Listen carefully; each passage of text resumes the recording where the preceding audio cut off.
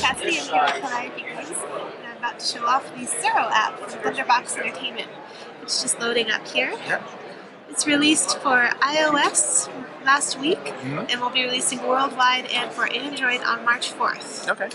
So this is actually still a beta version I have on my phone here. Okay. So, you're going to see it's going to try to connect to Facebook. That's allowed to allow people to play remotely. Thunderbox logo there.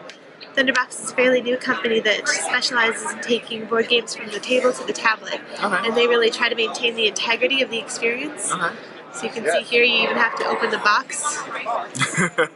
And it's going to want me to connect to Facebook again, which I haven't done. There we go. And this is turbo mode, so it's going to go a little faster. Sure. So online play and passive play and different rules variants, including most loops, as well as longest path. So here I'm just going to load up some AI, 3 distinct AI personalities, silly, clever, and tricky.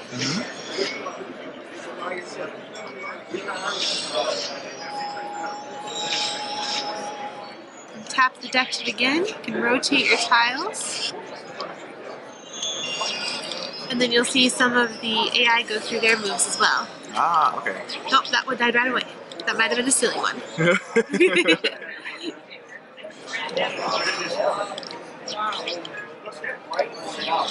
And then there's a mode where you can see how many paths you can go, right?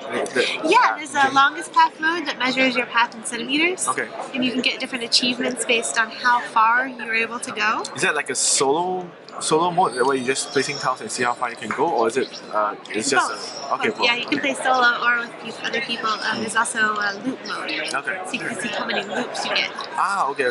Yeah. Right. So it's all about like managing the cards and then seeing how many loops you can get, how far you can go. Yeah, it's really fun. Just things that it would be really hard to do with the analog version of the game, because you can't go through and count all your loops based on your path. It's a bit tedious, For longest path, you'd have to measure with a string. Okay. So just some things that you probably wouldn't want to have to do on your own.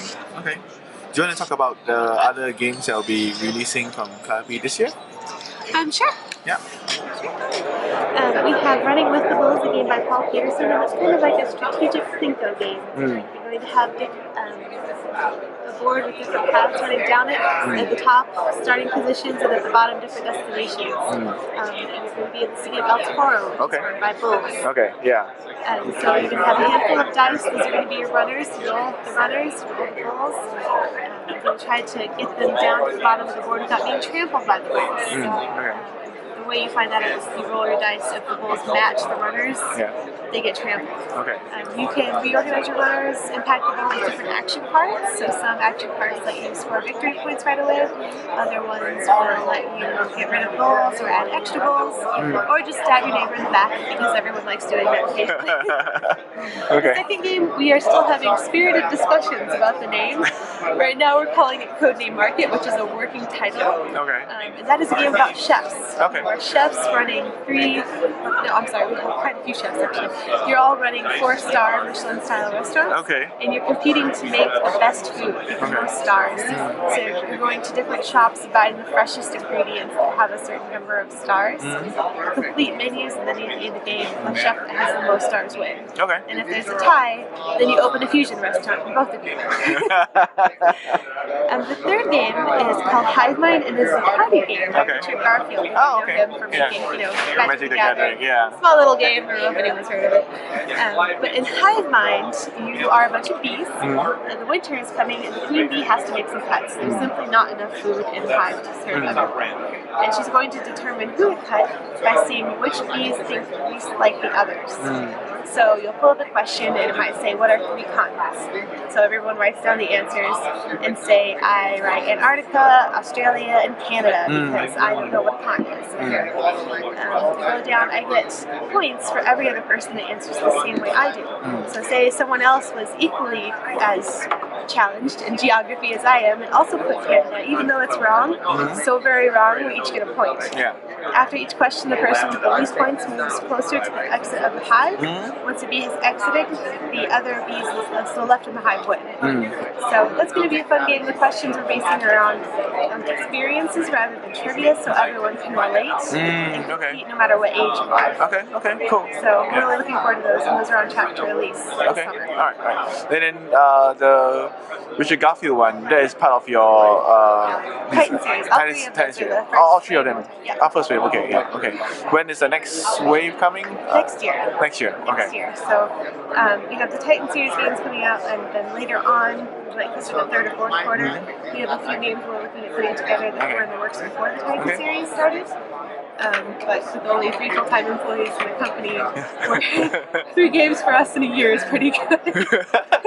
Okay. Alright, we'll be asking the different publishers like for aspiring or upcoming game designers, what kind of games or what kind of genre or what kind of age group do you think is currently underserved, and do you think that these game designers could take a look at these different avenues and design a game based on that? So do you have any suggestions or any opinions about that? So Calliope's viewpoint on the market is we want to expand the market rather than just utilize the market that's already there, which is why we make gateway games, filler games. They're great for people that aren't into the hobby because they're approachable, like Tsuro. It's very easy to explain, easy to get into, and roll for it. My mother-in-law and I do not speak the same language very well, and so we like to play roll for it. It's not dependent on like what she'll actually play. She wants to put money down when we play. Everything seems to work slightly better with money. So right now that's what we're looking to do. So any aspiring designers looking to submit to us, we like games that play 2 to 6 to 8 players. We like games that support more people. We look for ages 8 and up. And we look for a good balance of luck and skill, so that an 8-year-old can compete with his parents or older friends, and the older players don't have to throw the game. So something that it's a hard balance to achieve, but that's what we look for in our games. Cool. Okay. All right. Thank you very much. Thank you.